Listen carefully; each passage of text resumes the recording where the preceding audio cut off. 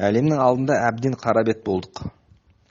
Ескі елбасы Назарбаевтың тұмсығының астында орысқа Кремльге қызмет еткен Бағлан Майлыбаев пен оның сыбайласы ұсталып, дүниені бір сілкіндіріп едік. Енді президент әкімшілігіне тікелей қарайтын институттың қызметкері, Қазақстан президенті жанындағы стратегиялық зерттеулер институтының 2006 жылдан бергі бас ғылыми қызметкері Константин Сережкин қазақтың құпиясын қара Қытайға сатумен айналысыпты. Кезіндегі озбыр орыстың Совет үкіметі деп аталған СССР мемлекеттік қауіпсіздік комитетінің жоғарғы мектебін бітірген 62 жастағы Константин Сережкин Қазақстандағы Қытай мәселелері бойынша белгілі сарапшылардың бірі болса да, орыс, ағылшын, Қытай тілдерін білгенімен, суын ішіп, нанын жеп келген қазақ тілінен махрұм екен. Қазақтың отанын сатқын жарық көрген мыңнан астам мақалалары тек орыс, ағылшын, Қытай тілдерінде жарияланыпты. Еліміздегі орыстар мен орыс тілді орыс құлдар қазақ ұлтының қас дұшпаны Константин Сережкинді қорғап қолдап, президент Қасым-Жомарт Тоқаевтың атына ашық хат жазып, бұл істі бақылауына алуды, Сережкинді үйқамақтан босатуды сұраған. Демек, осы ашық хатқа қол қойғандардың әрбірін егжей-тегжейлі тексеру керек. Өйткені осылардың арасында Сережкиннің сыбайласы, яғни Қытайдың жансызы болуы әбден ықтимал.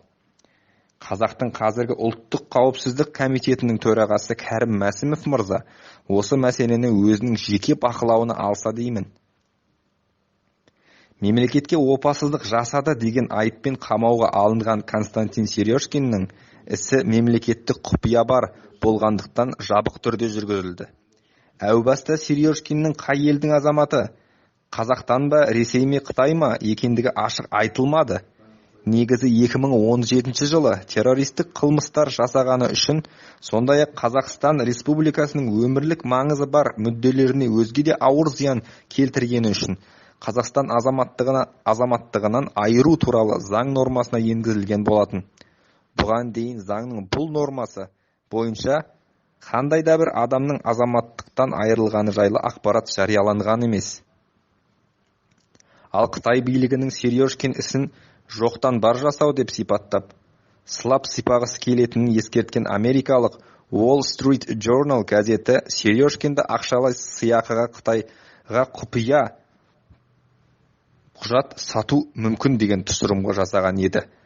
Қазақстанның ұлттық қауіпсіздік комитеті мемлекетке опасыздық жасады деп айыпталған қытайтанушы Константин Сережкинге сот үкімі шыққанын растап, Алматы қалалық мамандандырылған ауданаралық қылмыстық істер жөніндегі сот Константин Льович Сережкинді мемлекетке опасыздық жасау 175 бап 1 бөлім бабы бойынша кінәлі деп танып 10 жылға соттады деп хабарлама таратты.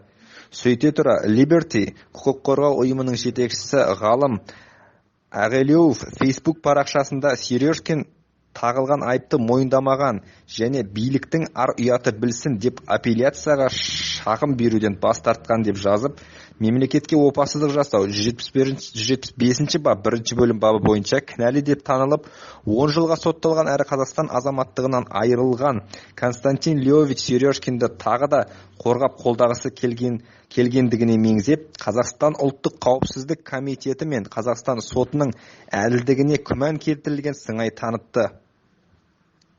Ең түсініксіз тұйық, әлгі америкалық Wall Street Journal газеті қазақ елін сатқан Константин Львович Сережкиннің кезінде елдің премьер-министрі болып тұрғанда, қазіргі президент Қасым-Жомарт Тоқаевтың Қытай мәселесі бойынша кеңесші болғанын жазды. Ел президенті Қасым-Жомарт Тоқаевтың кеңесшісінің Қытай жансызы болып шыққаны қалай? Бүгінгі түсініксіз тұжырымды сауал осы. Қажымұқан Ғабдолла.